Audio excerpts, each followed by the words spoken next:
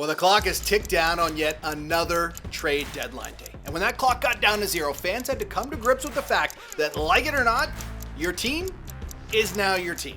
And for the third time in 4 years, we saw at least 20 trades on deadline day, many of them kind of trickling in late, but not too many of them could be considered blockbusters. But I do want to catch you up on some of the key moves that did happen on deadline day. Now, it's not very often that the reigning Vezina Trophy winner is near the top of everyone's probably will be traded list, but that was the case this year, and Marc-Andre Fleury is once again on the move. He was dealt by Chicago to the Minnesota Wild. Coming the other way, a conditional second-round pick that could become a first. And Chicago is still on the hook for half his salary.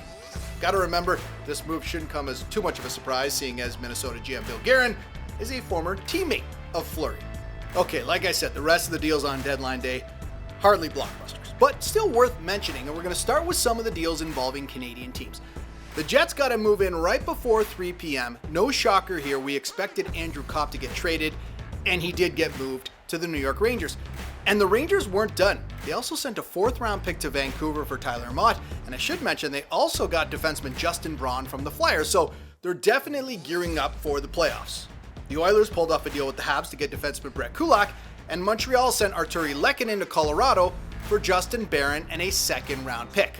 Now, south of the border, Max Domi will be heading back to the playoffs as he was dealt from the Blue Jackets to the Hurricanes, and Rickard Rakell will join Sidney Crosby as he is now a Pittsburgh Penguin. Now, while there weren't many big deals on deadline day, we can't forget that's probably because those key moves came in the days leading up to it.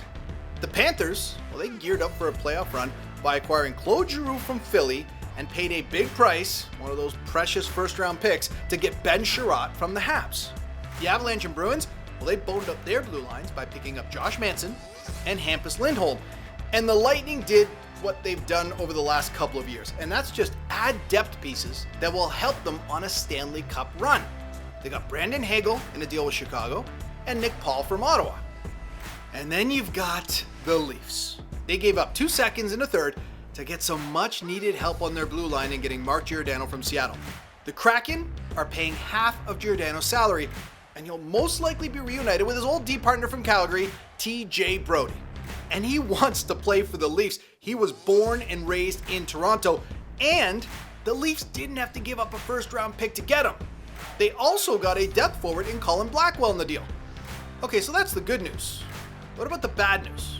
Well, the trade deadline came and went, and their goaltending situation is still, let's call it, questionable. They placed Peter Mrazek on waivers and signed goalie Harry Sateri fresh off a gold medal at the Olympics.